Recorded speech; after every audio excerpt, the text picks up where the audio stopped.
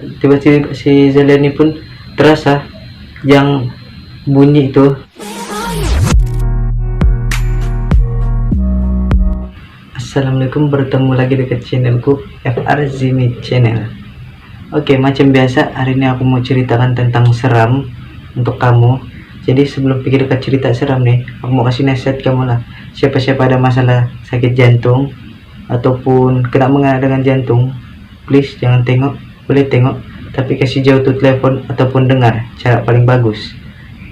Jadi cerita aku hari ini ialah Malam Asrama Part 1. Oke, ceritanya bermula gini. Semasa si Zaliani ditawarkan untuk masuk sekolah berasrama penuh, hati si Zaliani mulai sudah berbunga-bunga kan, sebab dia lama sudah mau masuk dekat asrama nih, ingin berdikari dekat rantau orang. Hari pertama si Zaliani masuk dekat sekolah, hati dia tidak sedapati. Pertama kali dalam hidup dia terasa begitu, tapi dia mengendakannya lah, sebab lampu seronok sedangkan dapat masuk dekat sekolah berasrama nih. Jadi mata dia ini sedikit memandang bangunan asrama tuh, lampu usang.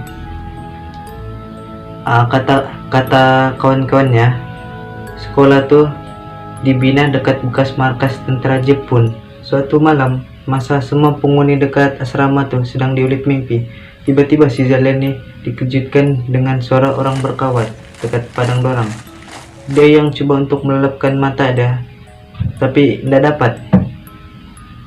Pas dia membebel kan, dia mengharapkan suara tuh diam, tapi suara itu tidak juga pandai diam. Sambil si Zaliani menggosok-gosok mata, dia gosok-gosokkan mata, terus dia pergi dekat arah tingkap tuh, yang mengalah dekat dia punya padang. Si Zaliani dia buka kan,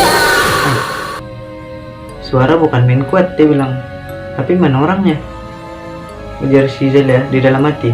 Suasana dingin tiba-tiba mencengkam malam. Si Zaliani pun rasa seram sejuk kan. Jadi ada satu angin nih yang pergi dekat arah muka dia.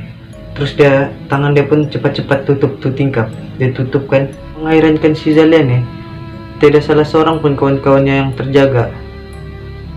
Seolah-olah dorang nih dipukau. Kira gitu.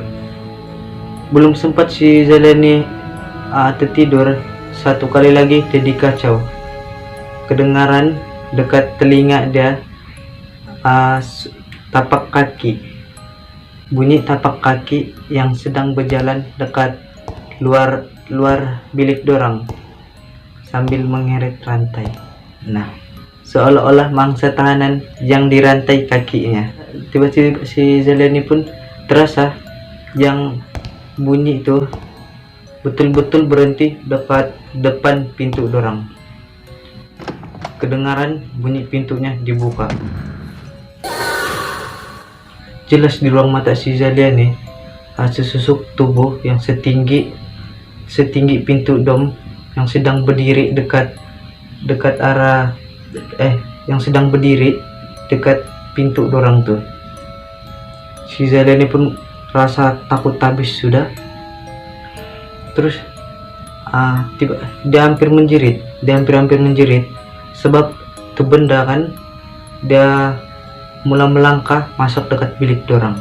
Sambil si Zaliani bertapuk, dia dapat melihat wajah makhluk tuh yang matanya terjojol keluar, badannya koyak sana sini, dan bau yang sangat busuk hanyir nyusuk dekat hidung si Zaliani.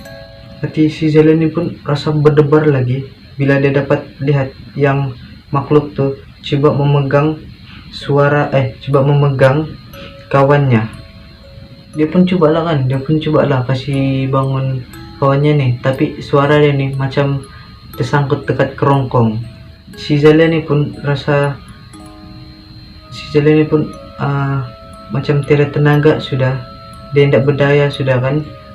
Nasib dia punya hati dapat membaca juga ayat-ayat Al-Quran tuh.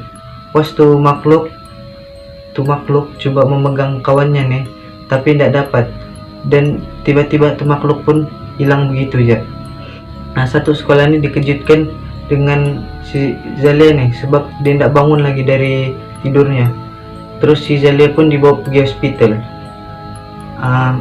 Lebih kurang petang, si Zalia ini pun sadar, dan dia pun dibawa lah dekat rumah, dekat kampung untuk berobat tradisional. Oke, jangan lupa like, subscribe, dan tekan notification tuh supaya video-videoku masuk lagi lah, kamu boleh nampak. Oke. Berjumpa lagi dekat channelku FR Zimi Channel. Assalamualaikum.